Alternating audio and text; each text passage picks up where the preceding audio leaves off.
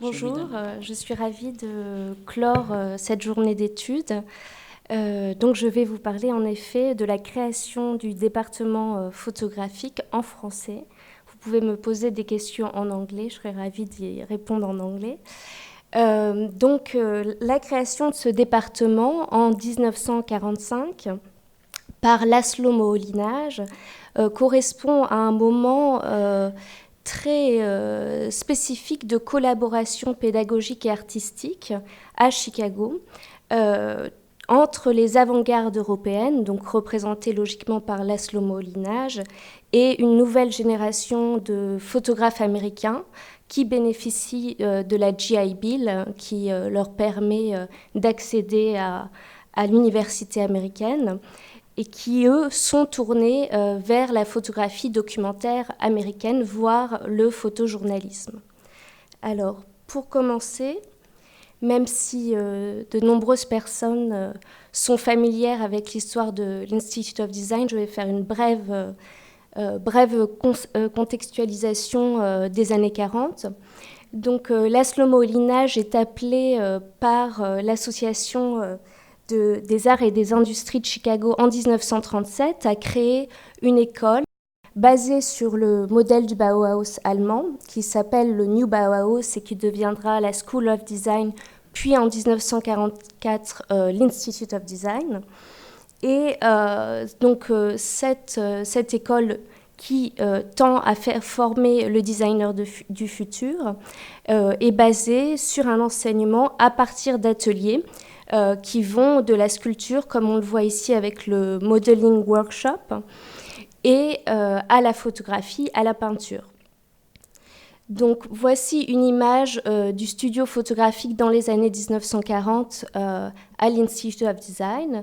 Comme on le voit ici, la photographie était exclusivement enseignée jusqu'en 1945 dans le studio photographique et non pas à l'extérieur dans la ville de Chicago. Elle était enseignée donc par Henry Holt Smith de 1937 à 1938, puis par György Kepes dans ce qu'on appelait l'atelier de la lumière, le Light Workshop, puisque le matériau principal de la photographie est la lumière. Il s'agissait d'utiliser la photographie comme un outil pour comprendre le fonctionnement de la lumière sur un objet. Et également de documenter les sculptures, les installations créées par les designers de cette école. Tout change, ou plus ou moins, enfin c'est une continuation, mais les choses changent en 1944 lorsque Laszlo Moholy-Nagy voit arriver de nombreux étudiants qui reviennent du front de la Seconde Guerre mondiale et qui ont été nourris par le photojournalisme et les grands éditoriaux américains comme Life et Fortune. Et Laszlo Moholy-Nagy les décrit comme photography minded, c'est-à-dire tourné vers la photographie. Il a déjà l'intuition il a même écrit et théorisé l'idée que la photographie sera le nouveau médium moderne de communication. En voyant arriver ces étudiants, il décide de créer un département photographique, donc de passer du Light Workshop au département de photographique pour professionnaliser ces étudiants et leur permettre d'accéder au métier de photographe, tout simplement. Pour créer ce département photographique, qui est quand même quelque chose... ce n'est pas une première aux États-Unis, puisqu'il y a déjà à San Francisco, en 1945, il y a déjà eu un département de photographie, et aussi à l'université de l'Ohio, il y a également un département de photographie. Mais Laszlo Moholy-Nagy cherche vraiment à adapter la méthode et l'approche expérimentale qu'il a élaborée au sein du Light Workshop. Il veut l'adapter à cette nouvelle génération d'Américains. Donc, pour prendre le pouls un peu de la scène photographique américaine, il décide d'organiser le séminaire New Vision in Photography sur le modèle de l'exposition Film und Photo qui avait eu lieu en 1929 à Stuttgart et qui rassemblait toutes les avant-gardes européennes et américaines de l'époque. Donc il décide d'inviter à l'échelle locale les photographes de Chicago et les étudiants de l'Institute of Design, et à l'échelle nationale, de grands acteurs de la photographie américaine, mais aussi européenne. Donc on voit ici un workshop organisé pendant ce séminaire. Je vais essayer de viser juste. Alors voici Erwin Blumenfeld, qui est un des représentants des avant-gardes européennes qui a récemment émigré aux États-Unis puisqu'il émigre en 1941, qui présente ici, c'est une couverture de Art Bazaar pour le journal pour lequel il travaillait en tant que photographe de mode. Il y a Franz Lewski, qui est un des enseignants et un élève de Moholy-Nagy qui l'assiste. Il y a également Beaumont Newhall, le premier directeur du département photographique du Musée d'art moderne de New York. Weegee, qui est reconnaissable à son cigare et qui était connu pour ses photographies de crimes de rue à New York. Enfin, un personnage clé dont je vais parler plus abondamment après, mais c'est Arthur Siegel qui va faire la transition vers des avant-gardes européennes à cette nouvelle génération de photographes américains documentaires et qui sera en charge de créer le programme photographique qui verra le jour en 1946. Derrière lui, juste derrière lui, Harry Callahan, un peu en retrait, qui deviendra à son tour le directeur du département photographique en 1949 et qui vient juste d'être embauché par Laszlo Moholy-Nagy pour enseigner la photographie expérimentale au sein du département. Donc, comme je le disais, ce séminaire réunit plusieurs écoles américaines, puisqu'il y a la Photo League, la New York School of Photography avec Berenice Abbott, Paul Strand, Roy Stryker qui représente la FSA, et surtout un point très important de ce séminaire, c'est que pour la première fois, les élèves sont invités dans des excursions à l'extérieur du studio, à prendre des photographies de type de reportage. Donc voici un exemple de Weegee faisant la démonstration dans Lincoln Park à Chicago de la meilleure manière de photographier un cadavre. Et cette série a été publiée dans Life pour vous montrer un peu la portée nationale qu'a eu ce séminaire. Alors, finalement, ce séminaire n'aboutira pas à d'autres séminaires à l'Institute of Design, donc il est assez unique, mais il a le mérite quand même de poser les enjeux du nouveau programme photographique à venir, puisqu'il s'agit de passer de la formation de designers qui se servent de la photographie comme d'un outil, comme je l'ai expliqué, à une formation d'artistes photographes qui dédient leur vie au médium photographique. Deuxièmement, à concilier une approche expérimentale héritée du New Bauhaus et une approche documentaire américaine contemporaine de l'époque. Et puis enfin, engager l'élève dans le monde objectif et le faire passer du studio à la rue. Enfin, une dernière note, c'est faire reposer aussi ce programme sur la collaboration de grandes figures de la photographie. Donc, comme je le disais, la figure clé de ce programme, c'est Arthur Siegel, puisque Moholy-Nagy, malheureusement, meurt quelques mois après le séminaire, en novembre de 1946. Et Arthur Siegel doit créer donc un programme. Il a la lourde tâche donc de concilier, de respecter l'héritage de Moholy-Nagy et en même temps d'adapter sa vision au monde contemporain. Il incarne lui-même parfaitement cette transition, puisqu'il a été un élève du New Bauhaus, donc il a suivi les cours de Moholy-Nagy. Il a d'ailleurs collaboré de nombreuses fois avec Moholy pour créer des photogrammes, avec ou sans Moholy. Donc c'est un enthousiaste de l'approche expérimentale du médium. Et en même temps, il a une carrière professionnelle de photojournaliste, puisqu'il a travaillé pour Life, Fortune, et qu'il a également fait partie à un moment de l'équipe de la Farm Security Administration.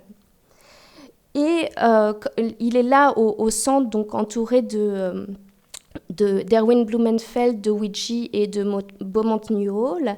Il a également cette vision d'une synthèse des mouvements photographiques américains.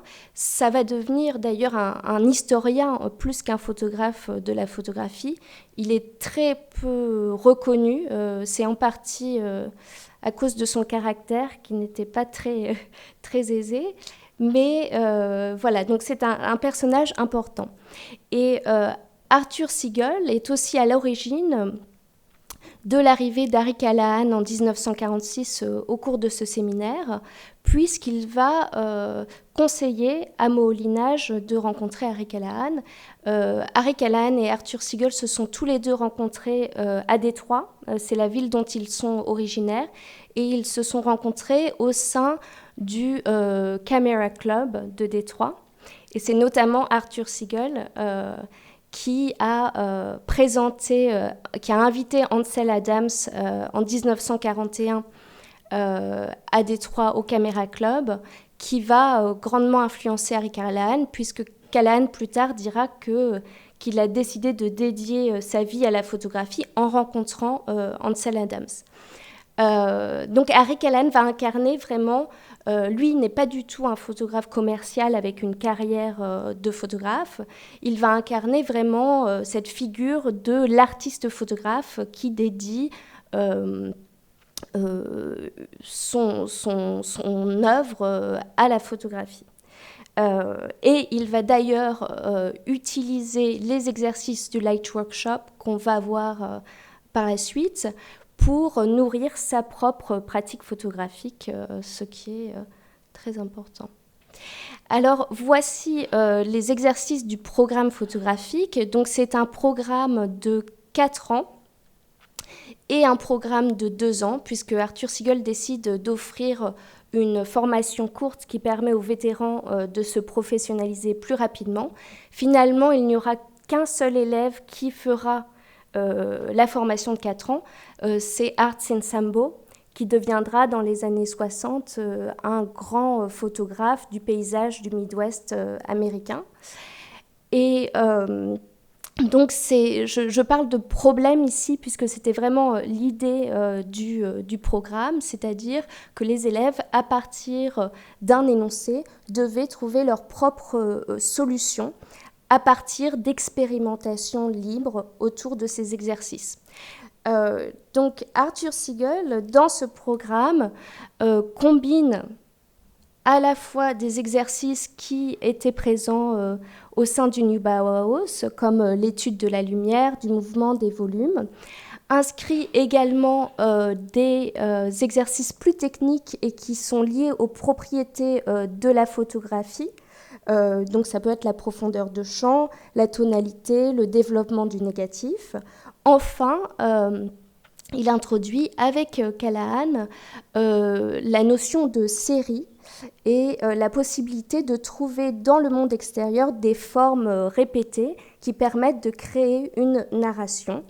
Enfin, avec notamment l'arrivée de Callahan et puis la présence de Wayne Miller à la fin des années 1940, la photographie purement documentaire va être introduite au sein du département. Donc je vais vous montrer ces exercices pour vous montrer combien ils combinent ces différentes visions et qu'ils correspondent un moment charnière qui est celui des années 1940 où le programme se met en place. Donc la première série d'exercices est tirée du manuel, en quelque sorte, du cours fondamental qui existait au sein du New Bauhaus. Donc c'est la manipulation de la lumière et des objets.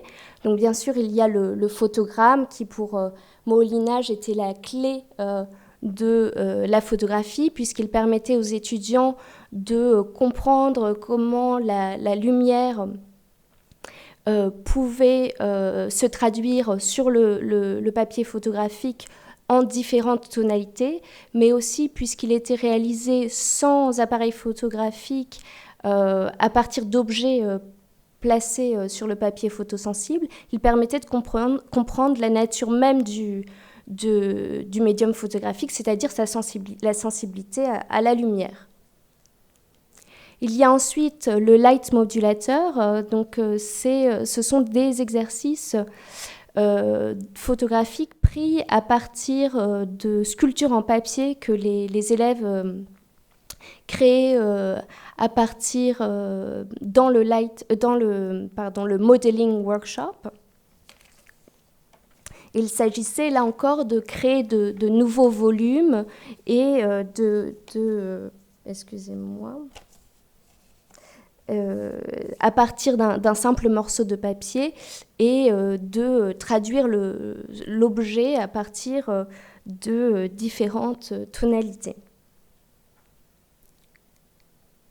Ensuite, un autre exercice de ce type, donc expérimental, il s'agit du volume virtuel qui consistait à tendre un fil ou un câble et à le faire tourner sur lui-même et à l'éclairer à partir d'une source lumineuse. Le photographe ou l'étudiant, en l'occurrence Leonard Gitelman ici, prend une photographie sur un temps long, ce qui permet de de représenter un volume en 3 dimensions, comme on le voit ici, de créer de nouvelles images, de nouveaux visuels, de nouveaux objets à partir de l'étude de la lumière finalement. Ici, la photographie de Felipe Bicciano nous fait penser plutôt à une figure humaine. Pour William Marsden, ça serait plutôt une toupie ou une forme abstraite. Enfin, le light drawing, donc comme je l'ai évoqué avant, Harry Callahan se servait également des exercices pour expérimenter. Ici, donc le light drawing est basé sur une source lumineuse en mouvement que l'on prend en photographie. Donc pour Harry Callahan, c'est une lampe torche dans le noir. Pour Casimir Karpushko, c'est les phares de voitures dans les rues de Chicago. Donc enfin, les techniques et procédés photographiques. Donc ici, je vais vous montrer des photographies extrêmement formelles, mais qui correspondaient en fait à un exercice technique. Il s'appelait le Sky Problem. Il s'agissait pour l'élève de prendre une photographie où le ciel représentait 80% de l'image. Et cet exercice permettait de voir si l'élève savait nettoyer correctement son objectif et son négatif, parce que s'il y avait de la poussière qui restait sur le négatif, ça se verrait sur le tirage papier. Donc voilà, mais toujours cette idée en même temps de créer un monde de formes, et dès lors que les élèves commencent à aller à l'extérieur du studio, ils reprennent en quelque sorte ce vocabulaire graphique qu'ils ont appris au sein du cours fondamental. Donc ici, c'est un professeur, Ferenc Berko, qui est hongrois d'origine et qui va animer le département les cours de film à l'Institute of Design, il a rencontré László Moholy-Nagy dans sa jeunesse en Allemagne, et puis il a immigré sur sa demande à Chicago. Donc dans ces photographies, on voit que Berko adopte des angles de vue originaux qui sont liés au vocabulaire de la nouvelle vision des avant-gardes européennes également. Enfin, j'ai choisi de vous montrer les photographies de Robert Donald Erickson, qui est un des étudiants des années 1940, qui se sert de la ville comme d'un studio, ce qui va être finalement un leitmotiv des artistes de l'Institute of Design. Ils vont développer cette idée de la ville comme studio, surtout dans les années 1950. On peut penser par exemple à Ray Metzger en 1959, qui crée une série qui s'appelle My Camera and I in the Loop. Et donc Erickson choisit des points de vue qui créent un jeu un peu comme un light modulator, avec un jeu sur les ombres, les lumières, les points de vue, les distorsions par les ombres. Voilà. Enfin, donc, pour aborder la série photographique, j'ai choisi quelques exemples. Donc, une fois la technique et les expérimentations visuelles maîtrisées, Harry Callahan propose à ses élèves de réfléchir en termes de sujets et de séries photographiques. Donc, il demande non seulement à ses étudiants de sortir du studio, mais aussi de reconnaître des formes à même de créer soit un écho entre les images, soit une narration. Donc ça peut être, comme dans cet exemple avec Lacey Crawford, un exemple de vitre brisée qui crée des formes abstraites, ou dans le panneau à gauche, il s'agit des corps échoués de personnes le long du lac Michigan. Enfin, à droite, les carcasses de voitures qui créent des répétitions de formes. Enfin, un dernier exercice qui est introduit par Harry Callahan et donc qui est rajouté au programme de Laszlo Molinage et qui me semble important. Il s'appelle Evidence of People. Il va changer de nom plusieurs fois au cours des décennies, en fait. Jusque dans les années 70, il est pratiqué par les étudiants. Donc, il s'appelle soit Evidence of People ou Showing People by Not Showing People. Et il s'agit de représenter la présence humaine sans toutefois prendre en photographie des personnes. Donc, ça permet aux élèves de réfléchir à l'idée de sujet en photographie et l'idée de représentation. Et voici un exemple de Art Sinsambo, qui est donc le seul élève à suivre le programme pour 4 années, et Jake Connor, qui photographie des objets usuels de l'homme. Donc, en quelque sorte, représenter la présence par l'absence.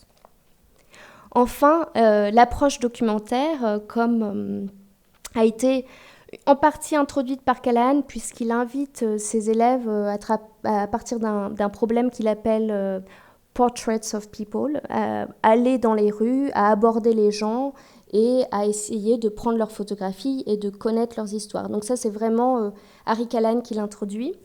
Et puis Wayne Miller, qui est un grand photographe de guerre, photoreporter à l'époque, qui s'est formé dans l'équipe d'Edward Steichen et qui est un natif de Chicago. Il revient de 1946 à 1949 à Chicago pour documenter la vie de la population noire de Chicago, notamment dans le quartier sud Bronzeville.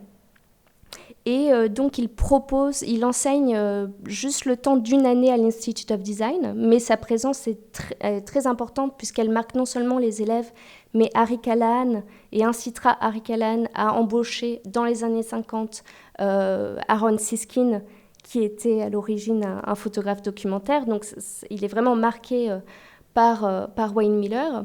Et Wayne Miller propose donc des problèmes à partir de thèmes qui peuvent être la délinquance juvénile, photographier des alleyways. Donc ça, ce sont 2 photographies par Wayne Miller. Ici, un exemple d'allée par les étudiants de l'Institute of Design entre l'année 1948 et 1949. Et puis, comme je le disais, comme ils sont incités à aller à l'extérieur et que Wayne Miller photographie aussi beaucoup d'enfants, ils vont en particulier, puisque aussi les enfants sont plus faciles d'accès finalement dans les rues, ils vont faire des reportages dans des quartiers défavorisés de Chicago sur non seulement les conditions de vie, mais aussi afin de rentrer en relation avec les enfants. Ah, il me manque une image, je suis désolée. Mais voilà Estelle Smilovitz, Hilar Mascar qui photographie les conditions de vie. Et puis, enfin, pour finir sur la photographie documentaire, il y a ici une photographie de Robert Erickson à Maxwell Street, qui va être un des grands lieux de photographie pour les étudiants. Et puis Ferenc Berko, qui photographie le downtown de Chicago. Dans ces photographies, on voit déjà une approche formelle de la photographie de rue, puisqu'il s'agit d'isoler des éléments, de jouer sur les contrastes, les textures, et de reprendre finalement le vocabulaire de Moholy-Nagy pour photographier la rue et Chicago. Donc pour conclure, voilà, je crois que l'Institute of Design représente bien dans les années 1940 un moment où les choses, le lien entre les différentes générations se met en place, où les collaborations pédagogiques et artistiques se mobilisent sur la photographie. Et puis, cela permettra à terme la réalisation d'un programme qui va influencer le modèle académique de l'enseignement de la photographie aux États-Unis. Donc j'ai choisi pour conclure, ce sont des photographies de Ferenc Berko, plutôt des planches contact, excusez-moi, où l'on voit Callahan derrière le comptoir, Wayne Miller, également Serge Chermaïev, qui donc participe à une fête, et c'était un peu pour vous montrer aussi l'esprit de cette école en dehors de l'école. Voilà.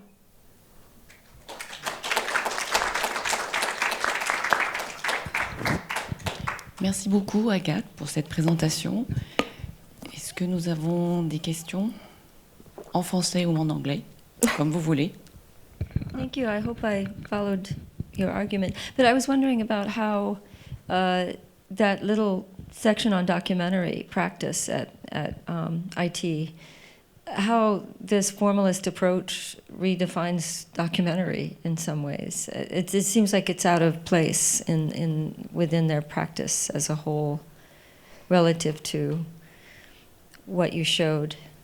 Yes, it was difficult to show photographs in the 40s that combine both, because it's really going to take place, this kind of formalist approach of documentary. It really happens in the 50s, but so in the 40s it's really kind of either very experimental or straight documentary, but because Callahan used it in some of his work, maybe I should have shown more. I was kind of focusing on the students' work. It's also true for the 40s, but it really developed in the program with the arrival of Aaron Siskin, who made in his own work the shift between documentary with his work at the Photo League and his more abstract work, yes. But it's true that it's limited in the 40s, but it's still there en germe, voilà. Thank you so much for the presentation. I too hope that what I followed is what you were saying because of the language barrier. But I was wondering, in the context of the other presentation, what do we know about the kind of the background of the students, or the kind of the breakdown? So you mentioned there were a lot of GIs, yes, former it was GIs. 90% of Okay. of the students at the time. But so heavily male, few female students, or because it seems like there was a couple of female students, and Yes. primarily white, I'm guessing. Yes, Okay. primarily white. The female students, they were there, but they tend to not stay at the school. Most of them in the 40s, I'm talking about the 40s, they would stay for 1 year or take a couple class, because it was also, I didn't really extend on that, but it was an academy, but it was kind of very free. Sometimes there were students that were not obliged to apply to the school, and they could just like come and go and meet the teacher.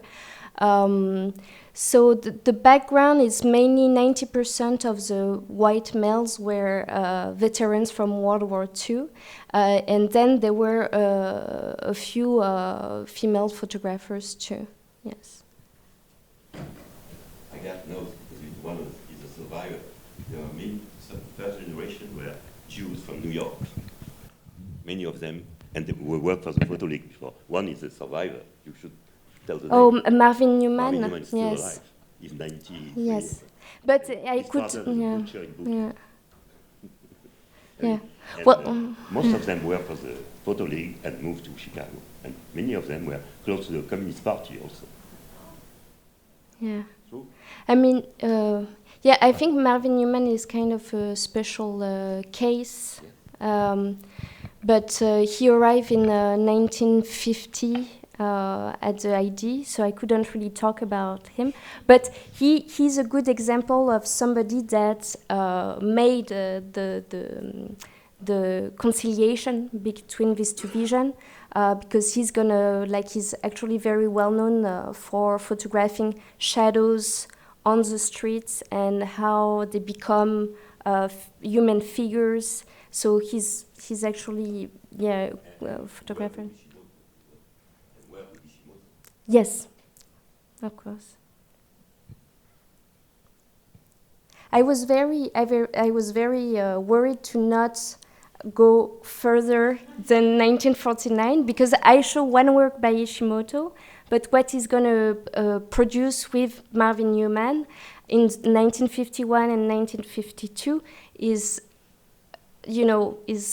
more interesting than the straight documentary, because he's really going to adapt the vision of forms in the city to his vision of African American kids and their living conditions, and it changed a little bit. But I didn't want it to go too much in the 50s. So. All right, if there are no more questions, I guess the study day is over. Thank you so much, Agathe.